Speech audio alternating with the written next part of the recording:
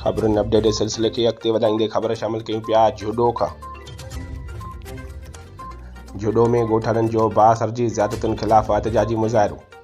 जूडो लॻे देह 203 जे ॻोठ इस्माइल लिगारी जे रहवासियुनि महबूब लिगारी, रांझू लिगारी, महमद रमज़ान, इस्माइल लिगारी ऐं ॿियनि वॾे अंग में गॾिजी तरह जे बासरनि जी ज़ियादतुनि ख़िलाफ़ एहतजाजी मुज़ाहिरो कयो।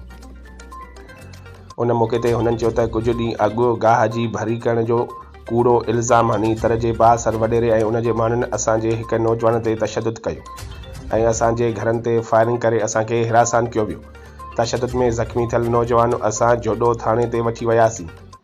उते असांजी मुखालिफ़ धुर बि पहुतल हुई। पुलिस असांखे मेडिकल लेटर ॾेई इस्पताल वञण जो चयो। असां पंहिंजे नौजवान खे इस्पताल मुंतक़िल कयो, जंहिंजो मेडिकल सर्टिफिकेट जूडो थाणे ते पहुतो, पर पुलिस वॾेरे जे माण्हूअ जी मेडिकल सर्टिफिकेट जे आधार ते उल्टो असांजे टिनि नौजवाननि इस्माइल ज़ुल्फ़कार तस्वर ते केस दाख़िल करे छॾियो आहे ऐं हाणे जूडो पुलिस नौजवाननि खे गिरफ़्तारीअ लाइ असांजे घरनि ते छापा पई हणी, जेको असां सां वॾो ज़ुल्म आहे। हुननि चयो त नौजवान बि असांजो ज़ख़्मी थियो ऐं केस बि असां ते दाख़िल कयो वियो आहे। उन्हनि IG सिंध SSP मीरपुर ख़ासि खां मुतालबो कयो त नोटिस वठी तदारक कयो वञे।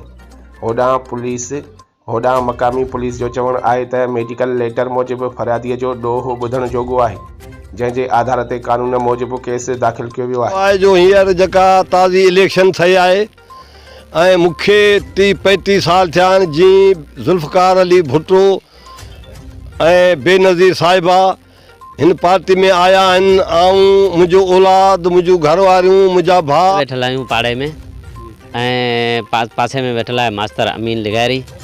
उन छोकिरो असांजो आयो पे उन सां उन्हनि का मोहमारी कई। पोइ असांजा माण्हू बि गॾु, उन्हनि जा बि माण्हू गॾु, पर हुननि माना वियासीं इस्पताल ते।